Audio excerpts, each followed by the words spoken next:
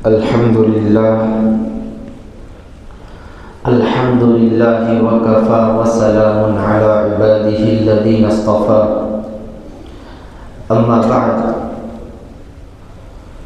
فأعوذ بالله من الشيطان الرجيم بسم الله الرحمن الرحيم ومن الناس من يقول آمنا بالله وباليوم الآخر وما هم بمؤمنين يخادعون الله والذين آمنوا وما يخدعون إلا أنفسهم وما يشعرون في قلوبهم مرض فزادهم الله مرضا ولهم عذاب أليم بما كانوا يكذبون صدق الله العظيم۔ محترم و مکرم حضرات، آپ کے سامنے قرآن مجید کی 3 آیتیں تلاوت کی گئی ہیں۔ انشاءاللہ ان آیتوں کا ترجمہ اور مفہوم کو بتلایا جائے گا۔ قرآن کریم کے تعلق سے ایک بات ذہن میں رکھ لینا چاہیے کہ دنیا میں سب سے بڑی نعمت، دنیا میں سب سے قیمتی نعمت اور اہم نعمت اگر کوئی ہے تو وہ قرآن مجید ہے۔ اس نعمت کا مقابلہ نہ آسمان کر سکتا ہے، نہ زمین کر سکتی ہے، اور نہ آسمان اور زمین کے درمیان میں جو چیزیں اللہ رب العزت نے پیدا کی ہیں وہ اس قرآن مجید کا مقابلہ کر سکتی ہیں۔ اب اللہ رب العزت نے اپنی توفیق سے، اپنے فضل سے انسان کو، اپنے بندے کو قرآن مجید کے کسی بھی کام میں لگا دیا تو وہ اپنے آپ کو خوش نصیب سمجھے۔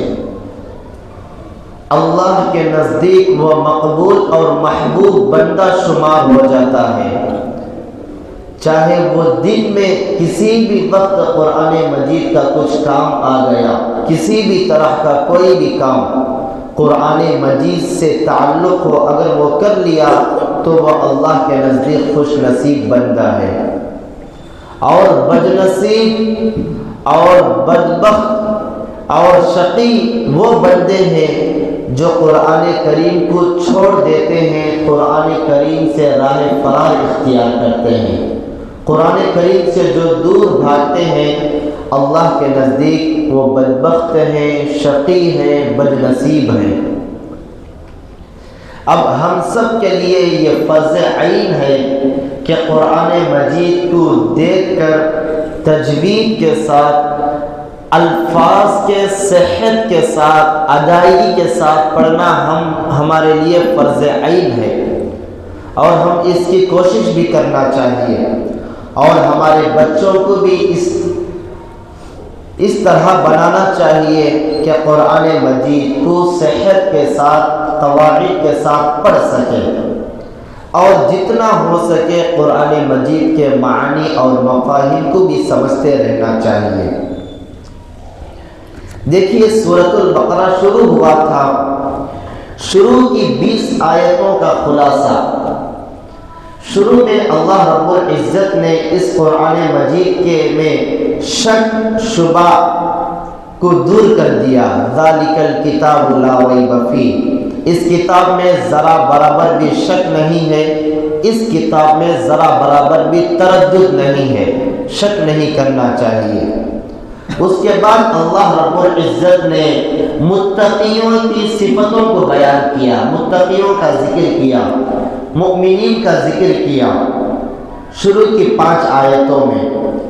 اس کے بعد 2 آیتوں میں اللہ رب العزت نے ان کافروں کا ذکر کیا جو کھلے طور پر اسلام کا انکار کیے، قرآن کا انکار کیے، رسول اللہ کا انکار کیے، کھلے طور پر شریعت کا انکار کیے، ان کافروں کا ذکر کیا بعد کی 2 آیتوں میں۔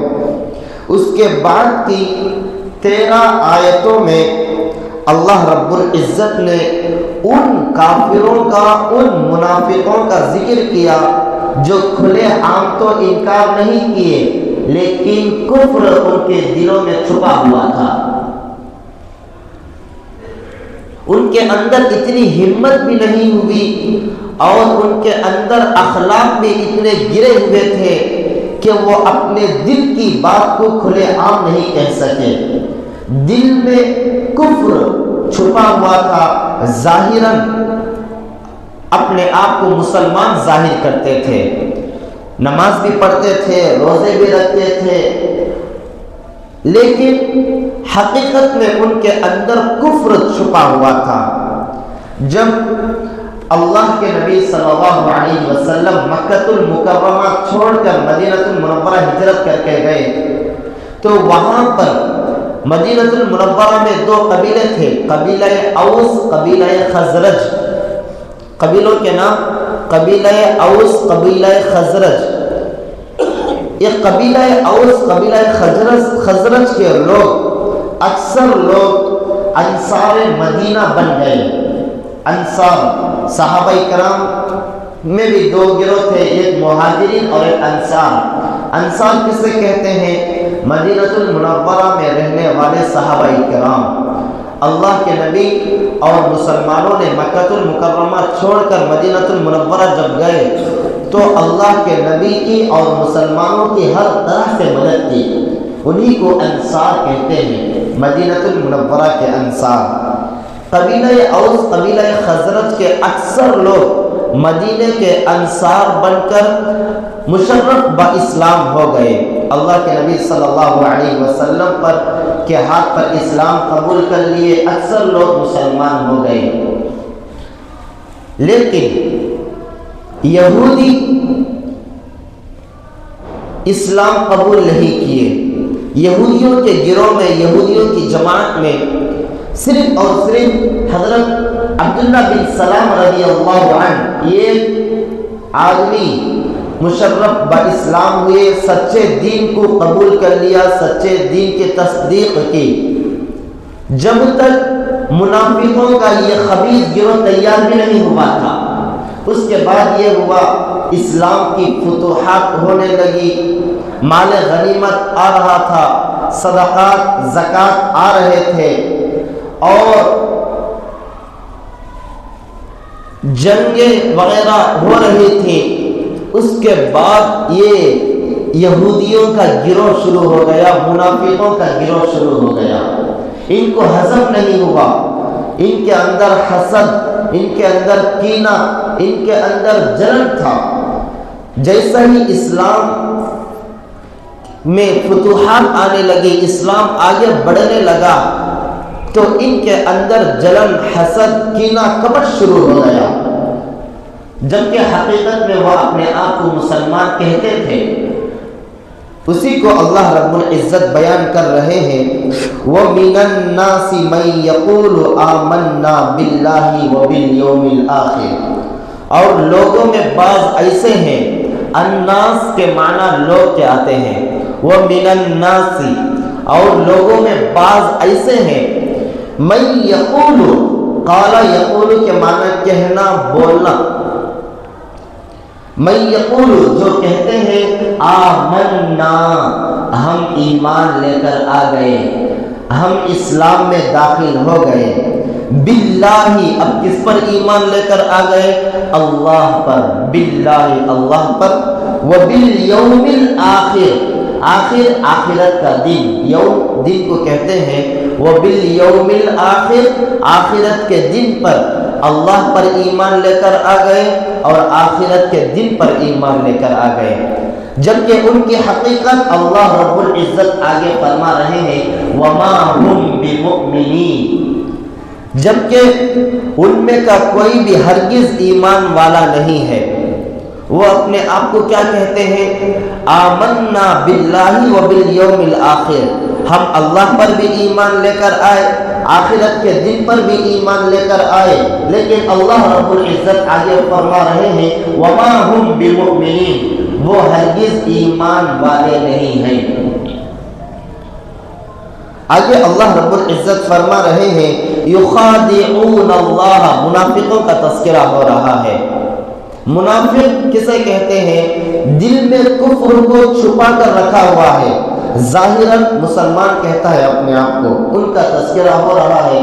یخادعون اللہ، یخادعون کا معنی چال بازیاں کرنا، دھوکہ دینا، دغا کرنا۔ یخادعون، وہ لوگ چال بازیاں کرتے ہیں، دھوکہ دیتے ہیں، دغا سے کام لیتے ہیں۔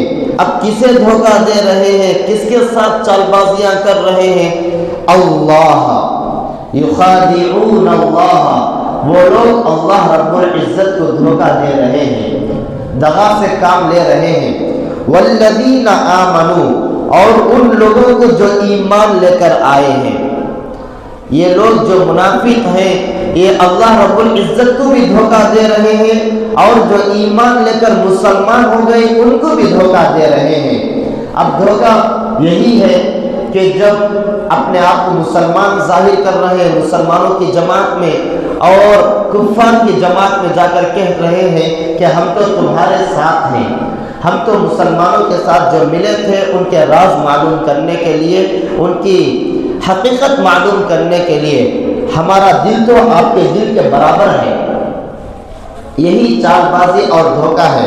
یخادعون اللہ والذین آمنوا، وہ اللہ تعالیٰ کو دھوکہ دے رہے ہیں۔ والذین آمنوا، اور جو ایمان لے کر آئے ان لوگوں کو بھی دھوکہ دے رہے ہیں۔ اب آگے اللہ رب العزت فرما رہے ہیں وما یخدعون، وہ کسی کو دھوکہ نہیں دے سکتے۔ اللہ رب العزت کو کوئی دھوکہ دے سکتا ہے؟ اللہ رب العزت کے ساتھ کوئی دغا سے کام لے سکتا ہے؟ اللہ کے سامنے کوئی چال بازیاں چلتی ہیں؟ اللہ رب العزت آگے فرما رہے ہیں وما یخدعون، وہ کسی کو دھوکہ نہیں دے سکتے الا انفسہم، مگر اپنے آپ کو وہ دھوکہ دے رہے ہیں۔ اللہ تعالیٰ فرما رہے ہیں وما یخدعون، وہ کسی کو دھوکہ نہیں دے رہے ہیں الا انفسہم، مگر اپنے آپ کو دھوکہ دے رہے ہیں۔ وما یشعرون، اور جو وہ اپنے آپ کو دھوکہ دے رہے ہیں اس کا ان کو احساس بھی نہیں ہے، شعور بھی نہیں ہے۔ حقیقت میں وہ اللہ کو اور ایمان والوں کو دھوکہ نہیں دے رہے ہیں، حقیقت میں وہ اپنے آپ کو دھوکہ دے رہے ہیں، اور اپنے آپ کو جو دھوکہ دے رہے ہیں ان کا احساس ان کو نہیں ہے۔ دیکھیے ظاہر بات یہ ہے کہ اللہ رب العزت ہر دھوکے سے بالا اور برتر ہے، یعنی اللہ رب العزت کو کوئی بھی دھوکہ نہیں دے سکتا، اور جو یہ سمجھتا ہے کہ ہم اللہ کو دھوکہ دے رہے ہیں حقیقت میں وہ بے وقوف ہے۔ اللہ تعالیٰ کو کوئی دھوکہ نہیں دے سکتا، اور اللہ تعالیٰ کے نزدیک کوئی چیز پوشیدہ ہے ہی نہیں۔ ہماری آنکھوں کے نزدیک بہت ساری چیزیں پوشیدہ ہیں کہ مسجد کے اوپر کے حصے میں کیا ہو رہا ہے ہم کو معلوم نہیں، اوپر رہ کر ہم کو دھوکہ دے سکتے ہیں، اور مسجد کے باہر کیا ہو رہا ہے ہم کو معلوم نہیں۔ لیکن اللہ رب العزت کی ذات ایسی ہے کہ ہر چیز، دنیا کی ہر چیز اس کی نگاہوں میں ہے، اس کا علم دنیا کے کونے کونے میں پھیلا ہوا ہے۔ اللہ تعالیٰ کو کوئی دھوکہ نہیں دے سکتا۔ اور والذین آمنوا، اور وہ ایمان والوں کو دھوکہ دے رہے ہیں، وہ یہ سمجھ رہے ہیں، جبکہ ایمان والوں کو بھی کوئی دھوکہ نہیں دے سکتا۔ کیوں دھوکہ نہیں دے سکتا؟ اس لیے کہ مسلمانوں کو کوئی دھوکہ دے رہا ہے تو اللہ رب العزت وحی کے ذریعے سے نبی پاک صلی اللہ علیہ وسلم کو معلوم کرائیں گے، بتلا دیں گے، اور ان کے دھوکے سے مسلمان بچ جائیں گے۔ اللہ رب العزت فرما رہے ہیں نہ وہ اللہ کو دھوکہ دے سکتے ہیں اور نہ وہ مسلمانوں کو دھوکہ دے سکتے ہیں، بلکہ وہ اپنے آپ کو دھوکہ دے رہے ہیں۔ وما یشعرون، اپنے آپ کو دھوکہ کس طرح دے رہے ہیں؟ اسی طرح کہ وہ ایمان قبول نہیں کیے اور اسلام قبول نہیں کیے، مسلمانوں کی جماعت میں آ کر مسلمان ظاہر کر رہے ہیں اور کافروں کی جماعت میں جا کر کفر ظاہر کر رہے ہیں، اور ان کے لیے آخرت کی بربادی ہے، دنیا کی بھی بربادی ہے۔ اس کے لیے اللہ رب العزت آگے فرما رہے ہیں منافقوں کے تعلق سے، فی قلوبہم مرض، ان کے دلوں میں مرض ہے، بیماری ہے۔ منافقوں کے دلوں میں مرض عربی میں کہتے ہیں، اردو میں اس کا ترجمہ ہے بیماری۔ فی قلوب کہتے ہیں دلوں کو، فی قلوبہم مرض، ان کے دلوں میں بیماری ہے۔ فزادہم اللہ مرضا، اللہ رب العزت اس بیماری میں اور بھی اضافہ کر رہے ہیں۔ وَلَهُمْ عَذَابٌ عَلِيمٌ، اور ان کے لیے عذاب علیم، علیم کا معنی دردناک ہوتا ہے۔ وَلَهُمْ عَذَابٌ عَلِيمٌ، دردناک عذاب ان کے لیے ہے۔ بِمَا كَانُوا يَكْذِبُونَ، اس وجہ سے کہ وہ جھوٹ بول رہے ہیں۔ تیسری آیت میں اللہ رب العزت فرما رہے ہیں ان کے دلوں میں مرض ہے، بیماری ہے۔ یہ بیماری کس طرح ہے؟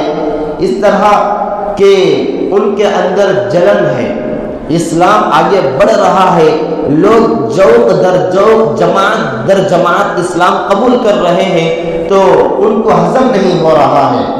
ان کے اندر جو جلن ہے، ان کے اندر جو حسد ہے، کینہ ہے، بغض ہے، عداوت ہے، یہ ساری دلوں کی بیماریاں ہیں۔ فی قلوبہم مرض، ان کے دل میں مرض ہے۔ فزادہم اللہ مرضا، اللہ تعالیٰ اس مرض میں اور بھی اضافہ کر رہے ہیں، بڑھا رہے ہیں ان کے مرض کو۔ دیکھیے یہ کس طرح اللہ رب العزت ان کی بیماری کو بڑھا رہے ہیں۔ جیسے جیسے قرآن مجید کی یہ ایک آیت اترتی وہ اس کی تصدیق کرتے ظاہراً کہ یہ کلام اللہ شریف کی آیت ہے، یہ قرآن مجید کی آیت ہے، لیکن حقیقت میں ان کے دل کے اندر جو کفر چھپا ہوا تھا وہ جلن اور بیماری میں اضافہ ہوتا تھا، اور لوگ جیسے جیسے اسلام میں داخل ہوتے تھے تو ان کے دلوں میں جلن، حسد ہوتا تھا۔ اس لیے اللہ رب العزت فرما رہے ہیں فزادہم اللہ مرضا، ان کے مرض کو، ان کی بیماری کو اللہ رب العزت بڑھا رہے ہیں۔ وَلَهُمْ عَذَابٌ عَلِيمٌ، اور ان کے لیے دردناک عذاب ہے۔ بِمَا كَانُوا يَكْذِبُونَ، اس وجہ سے کہ وہ جھوٹ بول رہے ہیں۔ عذاب علیم، دردناک عذاب، دنیا کے اعتبار سے بھی عذاب ہے، آخرت کے اعتبار سے بھی عذاب ہے۔ آخرت کا یہ عذاب تو ظاہر ہے کہ آگ میں جلنا ہے، ہمیشہ ہمیشہ کے لیے دوزخ میں جانا ہے۔ دیکھیے منافقوں کے تعلق سے 5ویں پارے کے آخری صفحے کے بالکل نیچے اللہ رب العزت فرما رہے ہیں ان المنافقین فی الدرک الاسفل من النار۔ دیکھیے عام کافروں کو اتنا دردناک عذاب نہیں ہوگا جتنا دردناک عذاب منافقوں کو ہوگا، جو دل میں تو کفر کو چھپائے رکھے تھے، ظاہراً اپنے آپ کو مسلمان مومن کہلاتے تھے، ان کے لیے بڑا دردناک عذاب ہے۔ جہنم کے بھی تہ خانے ہیں، اوپری حصہ، درمیان کا حصہ، اس کے نیچے کا حصہ، جہنم کے بھی خانے در خانے ہیں۔ منافقوں کا جو خانہ ہے سب سے نیچے ہے۔ ان المنافقین فی الدرک الاسفل من النار، نار کہتے ہیں جہنم کو، جہنم کے بالکل نیچے میں منافقوں کے لیے تیار کیا ہوا ہے اللہ رب العزت نے۔ اور یہ کس لیے؟ بما کانوا یکذبون، وہ جھوٹ بول رہے ہیں۔ دیکھیے اللہ رب العزت نے یہاں پر فی قلوبہم مرض، اس کو سمجھنے کی ضرورت ہے۔ دلوں میں بیماریاں ہوتی ہیں، قرآن کی آیت سے یہ صاف ظاہر ہو رہا ہے کہ ہمارے دلوں میں بیماریاں ہوتی ہیں۔ یہ صرف منافقوں کے حد تک نہیں ہے، بلکہ یہ قرآن مجید جو نازل ہوا ہے آخری انسان تک، قیامت تک کے انسانوں کے لیے یہ قرآن مجید ہے۔ دیکھیے ہمارے دلوں میں بھی بیماریاں ہیں، ہمارے دلوں میں بھی کینہ ہے، کپٹ ہے، حسد ہے، بغض ہے، دوسروں کے لین سے، دوسروں کے تعلق سے نفرت ہے، دوسرا آگے بڑھ رہا ہے، ہمارا خاص بھائی آگے بڑھ رہا ہے، ہم کو ہضم نہیں ہو رہا ہے، اڑوس پڑوس کے لوگ آگے جا رہے ہیں تو ہم کو حسد شروع ہو رہا ہے، ہم اس کے اوپر جادو کر رہے ہیں، ہم دوسروں کو اس کے تعلق سے برائیاں بیان کر رہے ہیں، ہمارے دلوں کے اندر بھی کینہ، حسد، بغض اور دنیا کی محبت اور عہدے کی چاہت، یہ ساری کی ساری دلوں کی بیماریاں ہیں۔ اسی لیے مشائخان عظام جو دلوں کی صفائی کا کام کرتے ہیں، جس کو ہم بیعت کہتے ہیں، اللہ والے بزرگان دین، ہم ان کے ہاتھ میں اپنے ہاتھ کو دینا چاہیے اور ان کے ذریعے سے ہم اپنے دل کو صاف کرنا چاہیے۔ بہت سارے اللہ والے دنیا میں موجود ہیں، ہر انسان کے لیے ضروری ہے کہ وہ اپنے دل کو صاف کرے۔ ہمارا دل صاف نہیں ہے، کیوں صاف نہیں ہے؟ ہم خود اپنے آپ میں غور کرنا چاہیے کہ ہمارے دل میں دوسروں کے تعلق سے نفرت ہے، کینہ ہے، کپٹ ہے، حسد ہے، بغض ہے، اس لیے ہمارا دل صاف نہیں ہے۔ ہم اپنے دل کی صفائی کی ضرورت ہے۔ یہ دل کی صفائی کون کرتے ہیں؟ اللہ والے بالکل مخصوص طریقے سے دل کی صفائیاں کرتے ہیں۔ اگر ہم اللہ والوں کے ہاتھوں میں اپنے ہاتھ کو دے دیں گے تو وہ دھیرے دھیرے ہماری اصلاح کریں گے، اور وہ اصلاح بھی بالکل عجیب انداز میں کرتے ہیں، بالکل آسان طریقے سے اصلاح کرتے ہیں، اور ہم کو اللہ تعالیٰ کی پہچان کرا کے چھوڑتے ہیں۔ اللہ تعالیٰ کی یاد میں ہم بالکل دیوانے مجنون ہو جائیں گے۔ اس لیے ہم کو بھی چاہیے کہ ہم اللہ والوں کے ہاتھوں میں اپنے ہاتھوں کو دے دیں اور ان سے رابطہ قائم کرتے رہیں کہ ہم کو کوئی بھی ضرورت پڑ جائے تو ان سے مشورہ کریں۔ وہ صبح و شام کی تسبیح بیان بتائیں گے تو اگر ہم اس تسبیح پر عمل کریں گے، تھوڑی دیر مراقبہ، تھوڑی دیر، وہ زیادہ عمل نہیں بتائیں گے، 24 گھنٹوں میں صرف صبح میں 100 مرتبہ درود شریف، 100 مرتبہ استغفار، اور شام میں 100 مرتبہ درود شریف، 100 مرتبہ استغفار، اور قرآن مجید آ رہا ہے تو قرآن مجید کا کچھ حصہ پو پارا صحیح، پو پارا مطلب 5 صفحے، اس کو پڑھنے کے لیے، اور دن میں 5 منٹ مراقبہ۔ مراقبہ کسے کہتے ہیں؟ اپنے سر کو دل کی طرف جھکائے ہوئے یہ تصور کرنا کہ اللہ کی رحمت آ رہی ہے، یہ زبان سے نہیں کہنا، صرف تصور خیال کرنا، اللہ کی رحمت آ رہی ہے، میرے دل میں بس رہی ہے، میرے دل سے گناہوں کی ظلمت تاریکی دور ہو رہی ہے، میرا دل اللہ اللہ اللہ کہہ رہا ہے۔